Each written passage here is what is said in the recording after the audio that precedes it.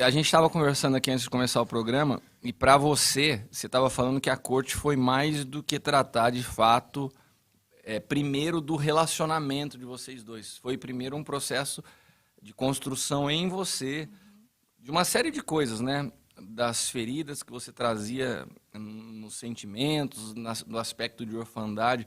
Conta pra gente um pouquinho como foi isso, né? A Bárbara que chegou um dia na igreja, que começou a conhecer a palavra de Deus, que qual era a tua visão de relacionamento antes, né? Você teve experiências antes de conhecer a Cristo de relacionamentos que provavelmente tenham trazido marcas, feridas, e depois quando chegou na igreja você entender corte e todo esse processo de cuidado. Conta um pouquinho dessa perspectiva pra gente. Boa noite a todos, né? Esse ano vai fazer 8 anos que eu tô aqui no Sonho de Deus. E eu cheguei conheci através da célula, né? Qual a célula que você fez? Olha, chegou brigadeiro. Daqui a pouco eu falo do brigadeiro. Tem todo um roteiro para brigadeiro. Mas qual a célula que você frequentava? A célula do apóstolo Cristiano, sabe? Da apóstola Leila. E lá eu cheguei namorando.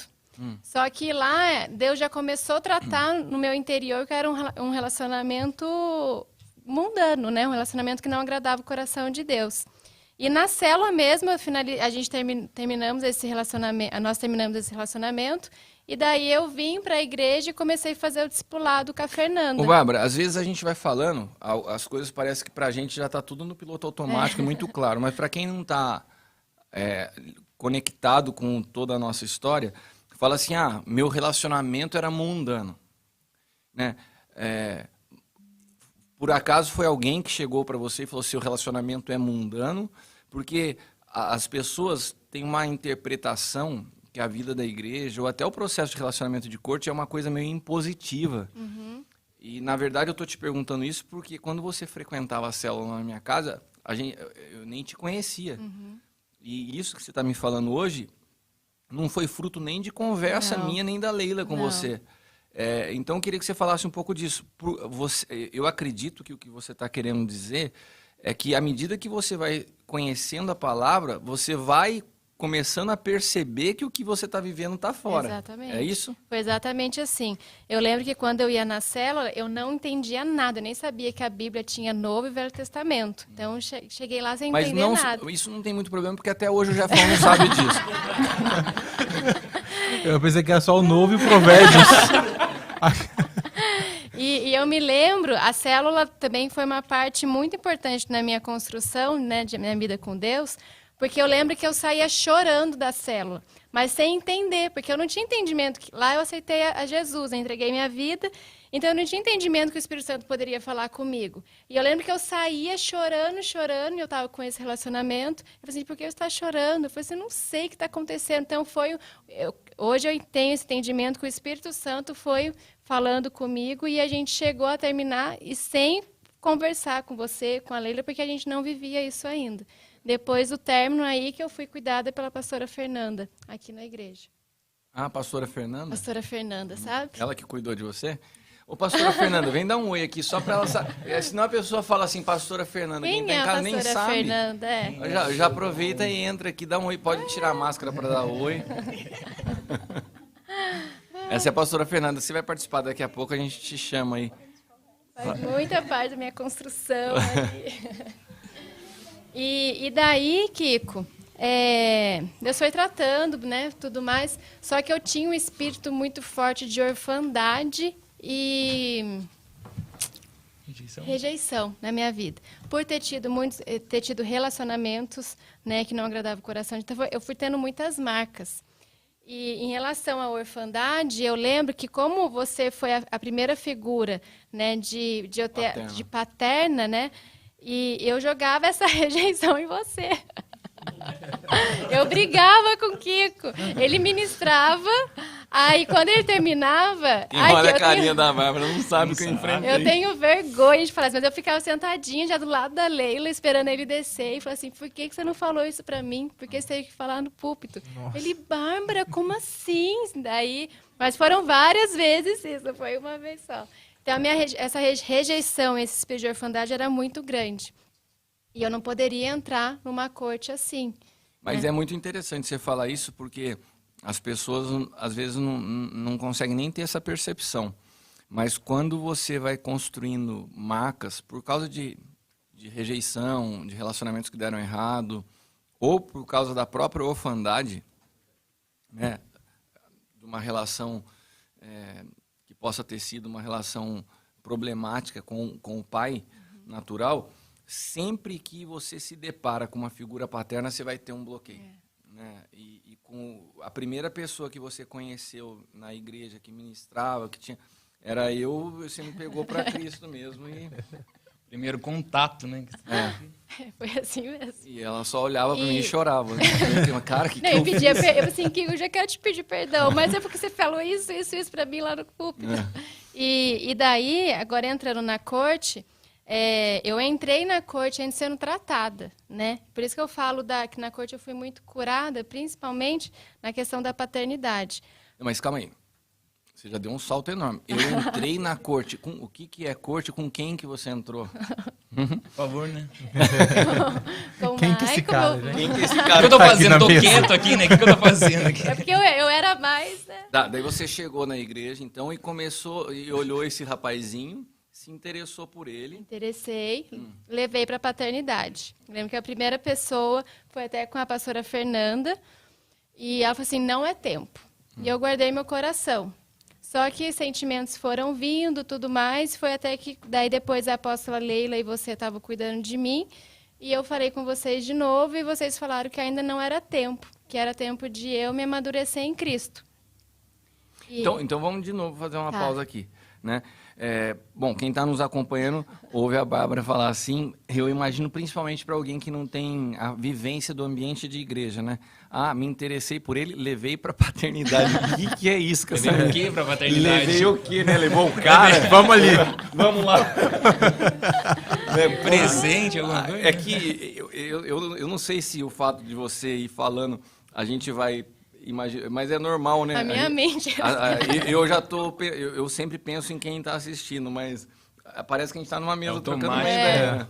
Mas dentro do que a Babi está contando aqui pra gente, uma das perguntas que normalmente a galera faz, assim, a corte ela tem... a corte ela começa no homem ou na mulher? Quem que corteja? Porque a corte vem dessa palavra cortejo, né? Então parece que assim, quem é que vai chegar um no outro? E como a gente está falando de um padrão de Deus para o relacionamento, se a gente olhar biblicamente, a maneira que as coisas nasciam, elas nasciam em Deus, né? E os pais tinham um papel fundamental no apontamento daquela direção, né? Quando você imagina nos dias de hoje, e até nos ambientes religiosos que a gente conhece, isso de fato pode ser um problema, né? Você vai confiar a decisão na mão de um pastor? Não, não é isso. Mas quando você tem um ambiente saudável, e a gente está falando sempre entendendo que todo desenho de Deus tem suas distorções, né? Tem aquilo que é a verdade e tem as verdades paralelas que sempre são construídas e acabam minando o nosso entendimento do que é certo. Mas quando Deus estabelece o início de um relacionamento de um homem e uma mulher, a figura, né, dos pais apontando sempre esteve presente na Bíblia. Então, o que nós costumamos fazer aqui na casa, né, que é uma cultura, é que o relacionamento não nasce da aproximação de um com o outro. Ah, estou pensando nesse rapazinho aqui. E você conversa com quem está cuidando de você, com a tua pastora, para que ela te ouça e fale assim, ó, Babi, pô, você não tá madura para um relacionamento. Não é que tá falando não é que você não pode, mas você é uma menina que tá chegando cheia de feridas, cheia de problemas, vai se ferir de novo. Então espera, deixa a gente construir algo para um momento, tanto que tá casada hoje, né? Então só explicando a frase da Bárbara, levei para paternidade. Fala bonito, hein? Fala bonito. Tem que falar mais perto aí, eu acho. Tá bom, eu vou falar mais perto aqui. E daí, Kiko, só para falar da questão da orfandade, eu lembro muito claro que antes a Leila conversou comigo, você conversou com o Michael sobre a corte, se a gente tinha interesse ainda em começar a corte ou não. E daí a gente falou para a paternidade que sim, só que a gente ainda não tinha tido a conversa de nós 4 juntos, né? E daí você falou que queria conversar comigo. Aí eu falei assim, Babi, daí a gente sentou na sala, né, na reunião, e você falou assim, eu quero ter uma conversa de pai para filha. Eu vou falar como se fosse a Bruna. Eu lembro eu lembro da conversa, eu lembro de tudo que você falou, mas aquilo ali para mim foi uma libertação, né? Porque aquele espírito de orfandade que eu tinha de receber os conselhos e de ser cuidada. Então por isso que eu falo muito que a corte me curou muito. Porque se eu entrasse num casamento da forma que eu era, a gente não estaria casados, na verdade, porque ia ser um casamento muito ruim, né? Então eu fui tratada em várias áreas da minha vida, principalmente na questão da orfandade. E essa história toda da Babi, dentro da sua concepção, o Maicon... Boa noite para todo mundo. Como foi a tua chegada e tudo isso? Não, mas é muito eu ia comentar sobre isso agora, porque é interessante ver hoje, né, assistir a história desse jeito, porque a gente, do lado do homem, né, vê, olha, acha bonitinho, se atrai e tal, sente essa atração, mas a gente não sabe a história que está por trás, a gente não sabe a pessoa que é de fato. E aí essa importância, como vocês falaram, de trazer, né, para a paternidade, levar um sentimento, contar, olha, estou interessado, alguma coisa desse tipo, é importante porque você e a Leila tinha a visão sobre a Bárbara que você não que tinha. Eu não chegava nem perto de ter, eu não sabia quem ela era, eu sabia de ver na igreja, quem ela andando para lá e para cá, servindo. Com certeza você viu e discerniu a Bárbara no espírito, né? Você não olhou o rosto dela, nada. Você olhou e falou assim, cara, com certeza não. Foi isso, né? Não, com certeza, de primeiro momento não foi, óbvio que não foi. Mas eu tô falando isso brincando porque a maioria das vezes o relacionamento não se constrói assim, deixa eu discernir em Deus se é a pessoa certa. É sempre né? É no olhar, né? Porque é o dia que se atrai. Porque a forma como eu entendia relacionamento, vim de um ambiente totalmente religioso, as referências que eu tinha de relacionamento era tudo distorcido. Então, depois, com 14 anos, me desviei. Como o Jefão aconteceu com a vida do Jefão, aconteceu comigo também. Eu nem vou entrar na história do desvio de vocês dois, porque o negócio fica feio a coisa. E aí, quando eu voltei, cheguei na igreja com 20 anos, aqui no Sonho de Deus, vieram falar sobre corte, o que é corte, né? E vieram falar sobre um relacionamento onde você não... Acredito que vocês vão falar sobre isso, onde não beija, onde não pega na mão, onde não abraça, onde faz nada. E eu me senti muito confrontado. Não faz nada? Só conversa. Então eu quero só explicar para você que está chegando agora o que é a corte. Você não faz nada. Você se relacionar com alguém que você não faz nada. Né? Então, muito bem. Não, numa visão do que vivia de errado, não faz nada, né? Porque o que realmente... Você quis dizer que não faz nada de errado, né, Maicon? Porque essa era exatamente a visão que eu tinha, tipo, não faz nada. E aí, quando eu descobri todo sobre a corte, eu tive uma conversa com o apóstolo Hélio na época e tal, e aí isso foi sendo construído em mim. E aí eu, depois de casado, que eu fui descobrir também a parte de que ela também se interessou por mim antes e tal. Mas existe todo um contexto que foi desconstruído na minha vida, né, antes de chegar até o casamento. E não foi, eu cheguei na igreja em 2012 e casei em 2013. Eu cheguei na igreja em 2012 e casei em 2019, né? 2019. O que eu acho interessante é que o ser igreja é uma coisa para quem está nos acompanhando, né? Você ser igreja, né? Fazer parte desse corpo de Cristo é uma coisa muito, eu acho muito especial, o que nós temos o privilégio de viver. Porque, por exemplo, imagina 2 jovens como vocês chegando na casa, o cuidado que se teve com a vida de vocês. É mais do que falar de... porque se você vai construir uma família, e o grande problema hoje na própria igreja começa nas famílias, se a gente não tem uma família transformada, né, você não consegue ter uma sociedade transformada. Né? A igreja, o corpo de Cristo, ela nasce dentro de casa, não é numa reunião num galpão com um monte de cadeira. Né? E você constrói isso cuidando individualmente de cada pessoa. Foi o que a Bárbara falou aqui antes de a gente começar. Ela foi construída... Não, você falou isso, nem estava no ar ainda. Né? O que você falou? Repete aí. Um dos ensinamentos que você impartiu sobre as nossas vidas era assim, no início da corte, você falou assim, Bárbara, você vai ser construída em Cristo. E o Maicon separadamente vai ser construído em Cristo. E no casamento vocês vão se encontrar em Cristo. Né? E o casamento vocês vai construir juntos. Então, isso foi fundamental pra gente. E de fato é isso, né? Vocês vão sendo construídos, vão amadurecendo, aprendendo, sendo tratados.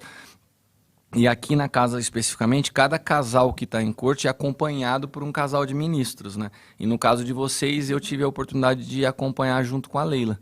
E teve uma coisa que eu acho interessante que a gente sempre fala, que eu estava acompanhando vocês e conheço bem você, e já passavam-se uns 6 meses de corte, eu perguntava para a Babi, o Michael é maravilhoso, o Michael não tem defeito. Eu falei, cara, marvado, o cara tá encobrindo tudo, né? Nossa, o cara liso. Daí a gente marcou um café, eu falei assim, Michael, você já contou para ela disso? Ele foi olhando com uma cara, ele queria me trucidar, né? E eu falei, cara, se a gente não tratar isso agora, isso vai se refletir lá na frente no relacionamento. Eu gosto de falar disso para explicar o cuidado que a gente tem de ir tratando... Casar consciente. Isso que você falou pra gente quando você teve essa conversa. Vocês precisam casar consciente, conhecer um ao outro de fato quem vocês são. Para que você não chegue depois do casamento, nossa, é esse o cara que eu fiz... Surpresa negativa, né? E foi interessante, conta que você falou para mim, que depois do casamento você falou assim, bem que você falou. Do que é que eu não tô sabendo, cara? Não, que na corte, o Kiko falou assim, olha, tem 2 coisas, né, que a gente vai precisar ainda ter mais atenção sobre esse assunto. E a gente casou e, de fato, a gente precisou trazer para a paternidade esses 2 assuntos. Aí o Kiko falou assim, nossa, olha como é legal fazer corte, porque a gente identificou isso antes do casamento. E ficou muito mais fácil de dar continuidade e tratar, de fato, esse assunto. Mas, Kiko, em relação... Só te cortando um pouco. Em relação a tudo isso que a gente está conversando, até honro muito a vida da Fê, porque a Fê sempre me ensinou a trazer a luz, né? O que é trazer a luz? De coisas que estão escondidas, né? Sentimentos. Então, isso eu sofri muito da vida da Fê e muito da Leila, né? E isso, como me ajudou na corte a me mostrar para Leila, porque quando eu estava sendo construída em Cristo, eu falava, né, Leila, eu sou assim, assim, assada, eu preciso ajustar isso, preciso ajustar aquilo. E como isso no casamento também é muito importante. Então, hoje, eu consigo, assim, conversar com a Leila, com você e pedir aconselhamento, porque a gente ainda continua nessa construção. Porque não para, né? O acompanhamento da corte não para depois que você casa. Né? E quando você vai construindo desde a corte, isso não se torna uma situação no casamento depois que pode se virar um conflito entre o casal, né? Por que você vai levar isso para os pastores? Porque você sabe que é um relacionamento construído numa base de confiança, né? Que o alvo é, de fato, o melhor na vida de vocês. Não tem o certo e o errado. Agora, você colocou uma coisa legal, né? Que a gente vai aprendendo a viver na luz, a viver com clareza, não ir guardando. Porque uma coisa que destrói o relacionamento é, às vezes, a insatisfação de um que não consegue expor, né? Então, você chega, às vezes, pro cara e fala assim, e aí, como que tá o casamento? O cara fala assim, meu, tá top.